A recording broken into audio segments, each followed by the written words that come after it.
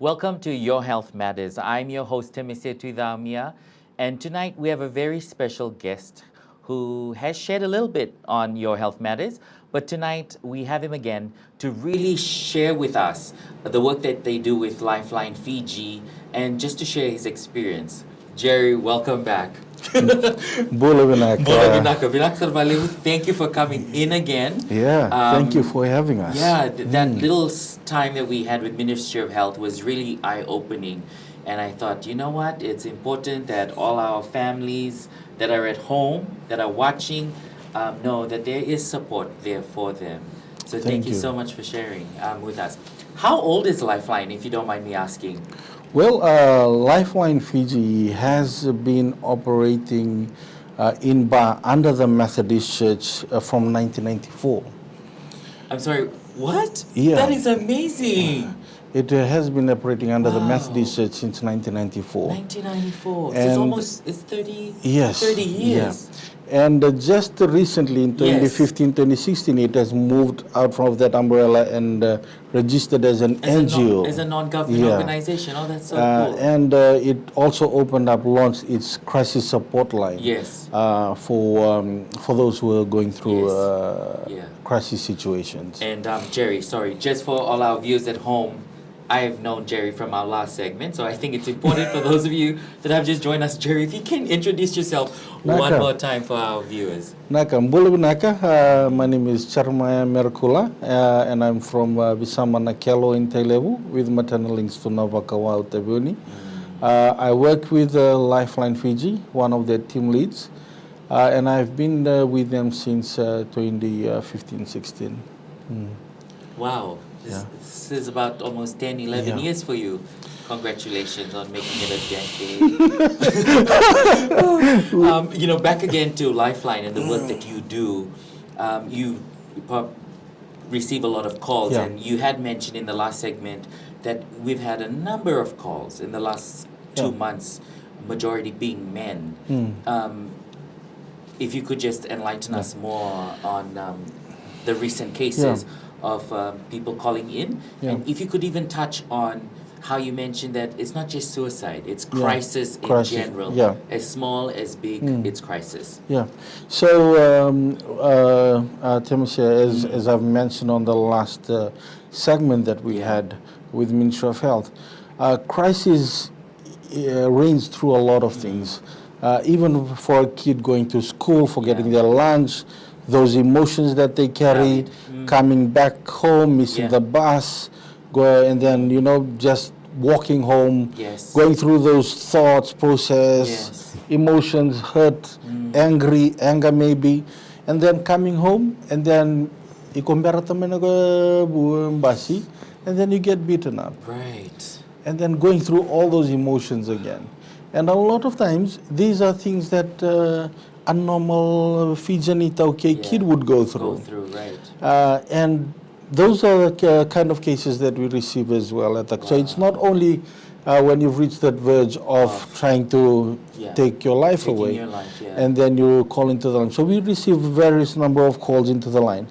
So for the number of calls that I've had, from January to March on the suicide stats that the police put forth, we had a lot of cases from January to March compared to last year, from January to March. And majority of these cases were males. Wow. And also at the line, one of the things that we've seen is that the number of calls that were coming in from that period as well. And I would like to share this, Temesia. From November going to December, these are honeymoon periods for us at the phone line. Okay. Because no one usually try to call. We might receive around 7, 8 calls a day. Right. And it's not that busy. No. Because everyone is just enjoying that time, going to Christmas, New Year's, and knowing us in Fiji, just like, woo, holiday time. Taunatanga. Yeah. But when it comes to the end of January, where that honeymoon phase finishes, that's where our lines tends to peak. And it's just I wouldn't say concerning, but it's just alarming to see, Yes. that this has been It's a trend Yeah. for the past how many years. Wow. And most of those that calls into the line are us, Fijians, Wow. Yes. that go through a lot of things. Wow. And three things that comes into the line that we receive, three trending issues that comes into the line is, one is relationship issues. Relationship issues. A lot of relationship issues. The second one is in financial constraints. Oh, wow. Financial constraints. And the Yes. third one is expectations. Wow.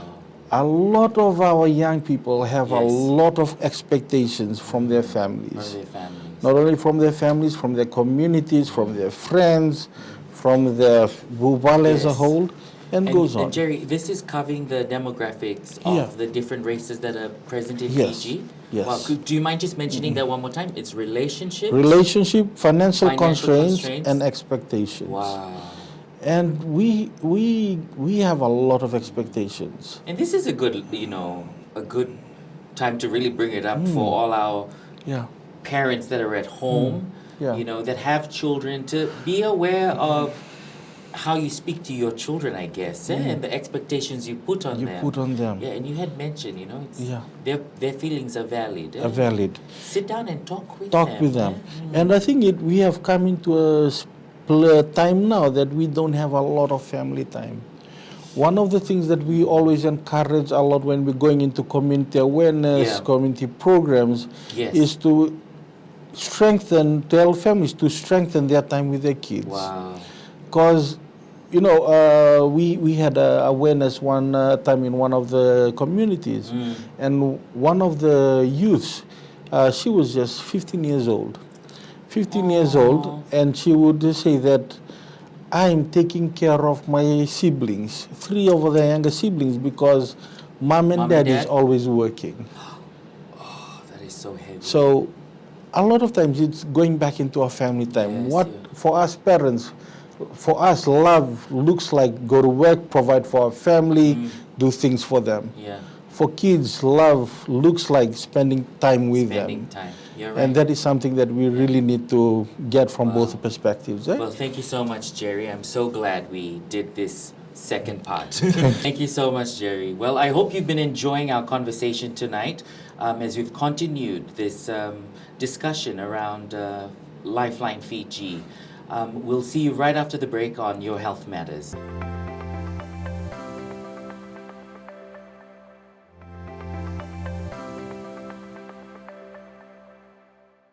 Welcome back to Your Health Matters. I'm your host, Temesia Tuicaumia, and tonight we have Jerry, who's sharing with us the work he does with Lifeline Fiji, and we're just continuing the conversation about breaking the silence, first of all, and this doesn't just cover suicide, but it's crisis in general. As small as it can be, if you miss the bus, or if you're feeling anxiety, or you're worried or doubtful, call in.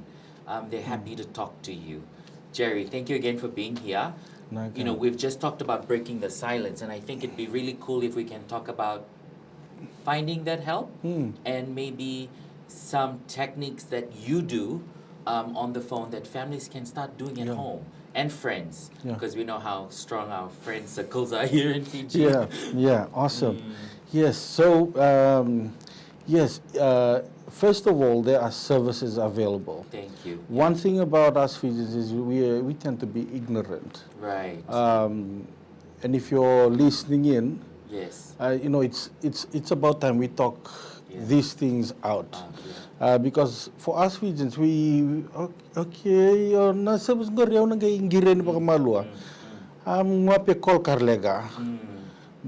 we tend to put it on the side or put it on the table. We don't want to call because things are happening.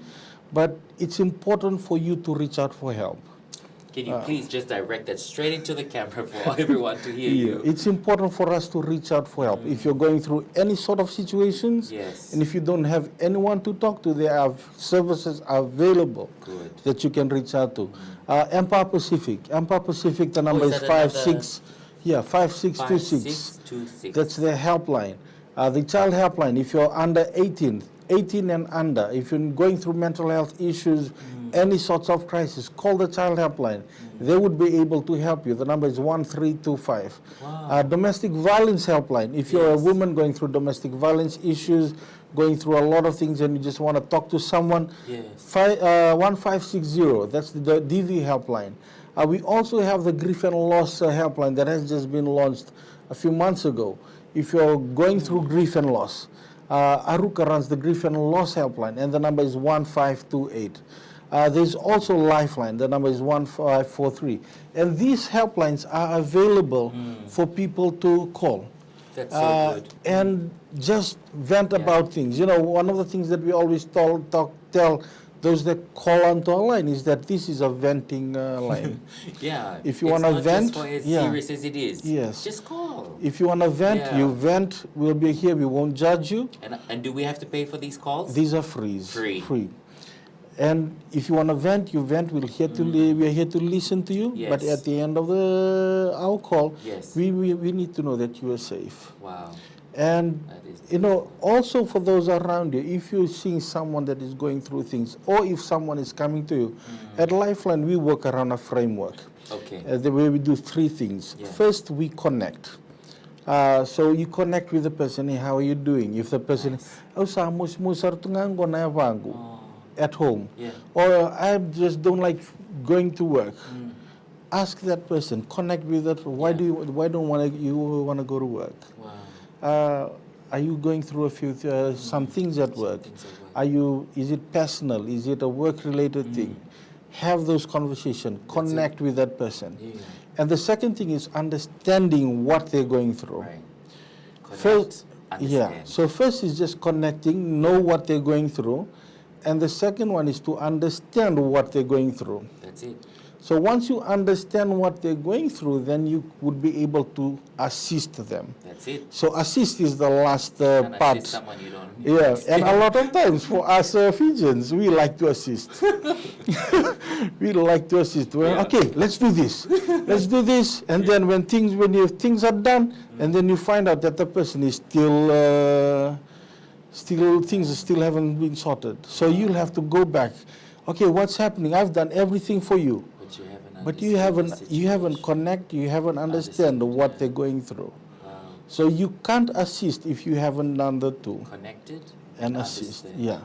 So it's important, for everyone that is listening. Listen through your heart.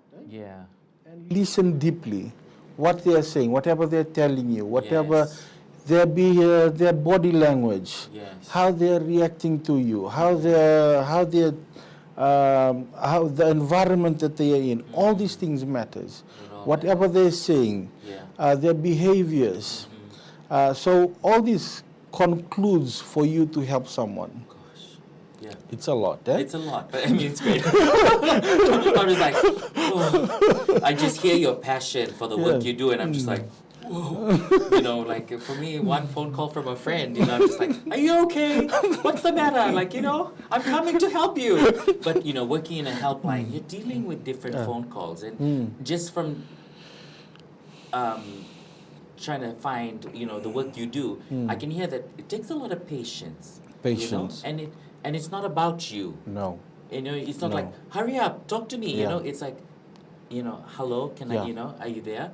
Do you mind just sharing that A, B, C, D, those steps that you shared in that previous segment we had with the Ministry of Health? Yeah.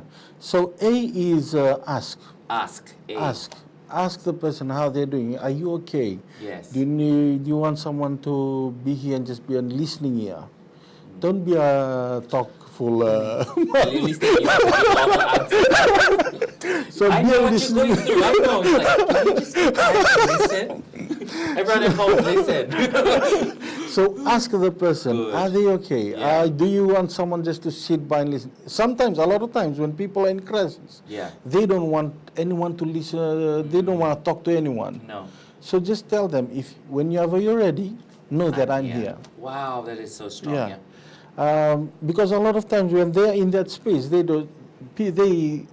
have this trust issue that no one is there for them. No one is there. So just reassure them, whenever you're ready, know that I'm here. At the phone line, is that what we do? When people call into and when they're silent for 10, 20 minutes, we always reassure them through a text message. Yeah. Whenever you're ready, just know that Lifeline is always available to hear you through. Yeah. And it's a process. So ask, what A is ask, B is to check into their behavior. C is connect. Make sure you try to connect with them. And D is direct them into a helpline. Direct them to the next help. Yeah. Not leaving them. Not leaving them like, hanging. Ooh. Yeah. Wow. Because I said, okay. Okay, you're good right now. We'll, wow. So just make sure to direct them to a helpline. Thank you, Jerry. I hope you've been all enjoying this conversation around Lifeline Fiji and the work they do, and not just with them. And, you know, Jerry's mentioned many other helplines that are available, from domestic violence, for children, and so many others. We'll see you right after the break on Your Health Matters.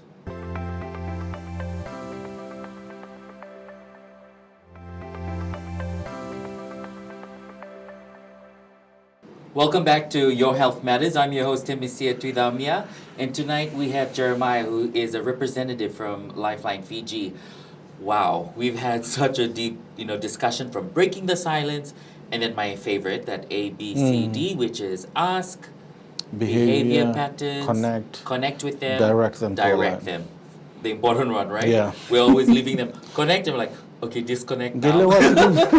But we need to direct them to the next help. Yeah. You know, Jerry, this conversation has been so strong, and I feel like a lot of families out there are learning from this, and friends as well. As we close up this segment, I just really wanted to touch base with you on how can we promote resilience in our communities, and if you have any really cool stories about people who use this helpline and how much better they're doing, and if you've had any phone calls to just say thank you for the work you do. Well, thank you for that, Temesia. Yes, resilience, eh? Yeah. For us Fijians, we are known to the world to be some kind of a resilient people. Yeah. Like COVID, we were Winston, we were smiling. Oh my gosh, Winston, we were like, and then come through the cyclones, we were all up with doing things. And, we've always bounced back from whatever we've gone through. And that's how important life is as well. Know that you only have one life, and you have to take care of it. You do. So whenever you're going through this sort of crisis, it's important that you keep a routine as well. Yeah. Oh. What do you like to do? Okay. If you're someone that is always down, very hard to cope with things, listening to positive commentary or something. Oh yeah. Oh, like podcasts. Podcasts. Yeah. And things like that, just to just to lift up your spirits. And for some, they like to read their Bible, pray. Some like to go for an exercise. I love to go for an exercise. Do you, Jerry? Maybe I'm watching a movie. That's good for you. I think mine is food.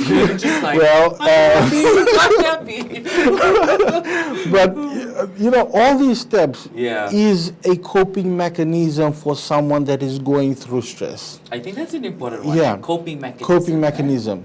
Right? So for example, if you're trying to get, if a person's behavioral mechanism is eating, because eating is a behavioral. Yeah. So if eating is their coping mechanism, and if you tell them, okay, don't eat a lot, because that it will stress you up. Make sure to replace that eating with something else. You can just take it out and leave them hanging. Yeah. Otherwise, they will go into other directions. They relapse. Negative. Negative things. So we have to be mindful as well with what we are raising awareness on. So on coping. Can you name some other behavioral things like eating? So behavioral is eating, running, watching movies. What else? Doing things on their leisure time, right? Leisure time. Hanging out with your friends. Yes. Reading. All these are behavioral. Oh my gosh. Baby mix. Going to clubs. Yes. All these are behavioral mechanisms. And so we have around 8 coping mechanisms. Wow. So one is behavioral, one is cognitive. Cognitive happens in the brain. All in the brain. All in the brain, where, Something bad comes to you, your brain just, okay, I won't take this, I'll change this into a positive thing. Right. And there's conversion mechanism. Conversion mechanism goes through a lot of things as well. Okay. Conversion mechanism, a lot of times we are trying, we grow up with nothing. Now when we're working, we have a lot of things and we want to provide everything for our family. Yeah. And if we have kids like me, I want to provide the best for my kids. Yep. And a lot of times we are doing the conversion mechanism, but we don't know that we are raising kids that are very disrespectful. Wow. And and it's a lot. It's like peeling a banana, and you get to you're literally it's generational. Yes. Like this can't continue. So it can continue. These are things that we really need to recognize in our families today. Yeah. Otherwise, it's a generational. It's a generational thing. It reminds me of the story. Growing up not having peanut butter or Nutella or jam at home. And you're constantly, you have butter. As soon as the peanut butter comes, say goodbye. It's like one thing the peanut butter. Behavioral. Behavioral. Wow. So one of the things that we have been doing on our support lines is follow-up calls. Follow-up. So for everyone that calls into the line, we make sure that if they need support, we would ask them, do you want us to follow up on you, just to check on you? Yes. And we would have a time frame for that as well. Do you want us to call you every 2 days, every week or monthly or things like that? And just while we're watching, I would just like to have a shout out to one of our friends. Yes, please. In the West. We have we nearly call him every day, just to check on check up on him. And if you're Raj, that is his alias name. Oh, that is so cool. So Raj, if you're watching, just know that you have empowered a lot of people through your story, and thank you for being there for them as well. Raj is a St. Giles case, and he went through the system, and currently he's in the West. Wow. He is going through his routine and he's working. Yes. And he has been championing a lot of our awareness in the West. He's an advocate, a champion. champion. Championing this awareness in the West. And every now and then we bring him in just to share his stories. Wow. And it has been empowering for a lot of people that is there. Yeah. Whoa. Wow, I did not expect you to share such an emotional story. I was like, whoa, that is so deep. So it's really nice to meet you, Raj. It's really cool to hear your story too. Well, thank you, Jerry, for making the time and coming in.